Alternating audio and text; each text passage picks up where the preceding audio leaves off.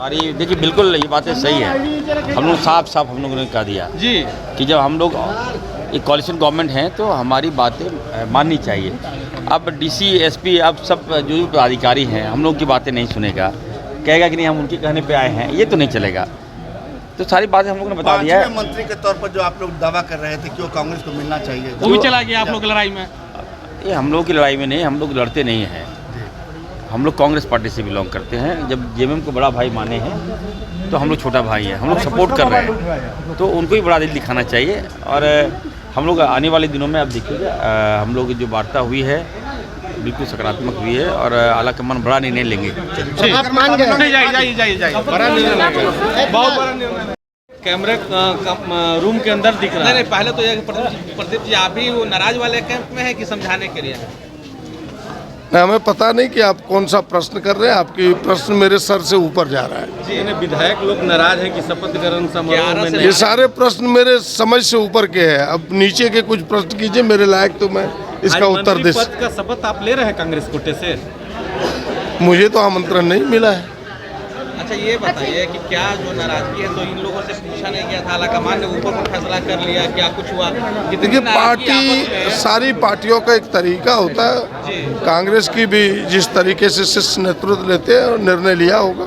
एक तरफ आप लोग भारत जोड़ने की बात कर रहे हैं, न्याय की बात करते हैं। बिल्कुल भारत जुट ही रहा है और पार्टी नेतृत्व भारत जोड़ो यात्रा में सारे विधायक, सारे कार्यकर्ता, सारे नेता उनके साथ है। विधायक नाराज चल रहे हैं भाई, कुछ बातें रहती है आपस में, परिवार है, परिवार में जब दो भाई रहता है, एक बाप बेटा रहता है, उसमें नाराजगी होती तो बड़ी बात है, तो बड़ा परिवार। लेकिन जब 17 में 12 विधायक जब कमरा में बंद हो जाए, कहें कि हम लोग नहीं जाएंगे राजभवन, ये सारी बातें आप जो इसके लायक है, कहने लायक, उनसे पूछिए।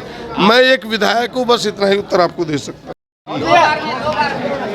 मगर उनको सुनने के बाद में हमने आपस में डिस्कशन किया। वो विद इन पार्टी हमारा कुछ मामला है जो इनका कंसर्न था और उन कंसर्न्स को पूरी तरह से सुनने के बाद हमने इनको कहा कि अभी हमारे पास और भी टाइम आएंगे, आज के बाद भी टाइम आएंगे और हम उस पर आपस में मिल बैठ के जो सरकार के अंदर होंगे या सरकार के बाहर होंगे और जो भी इश्यूज थे वो सारे पब्लिक रिलेटेड थे।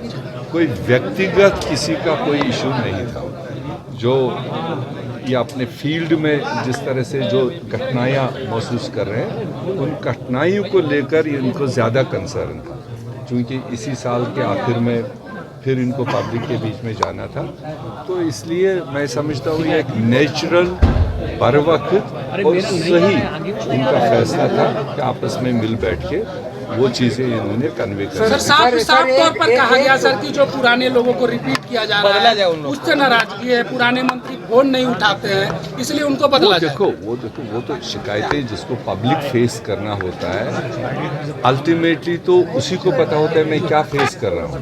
तो इसलिए अगर पास्ट की कोई ऐसी कमी पीशी इनको लगी थी, चाहे वो हमारे मंत्री है, कोलिशन के मंत्री है, इन टोटल सरकार है, जो इनके कंसर्न्स थे, तो हमने इनको फुल एश्योर किया कि ये सेटअप बनने दीजिए, जो आपके कंसर्न्स है मैं करने की कोशिश करेंगे। तो सर क्या फ्यूचर में अगर इस तरीके की गुंजाइश बनी तो आप फेरबदल कर सकते हैं मंत्रिमंडल? ऑलवेज गुंजाइश रहती है, ऐसा नहीं कि कोई दरवाज़ा अचानक बंद होता है।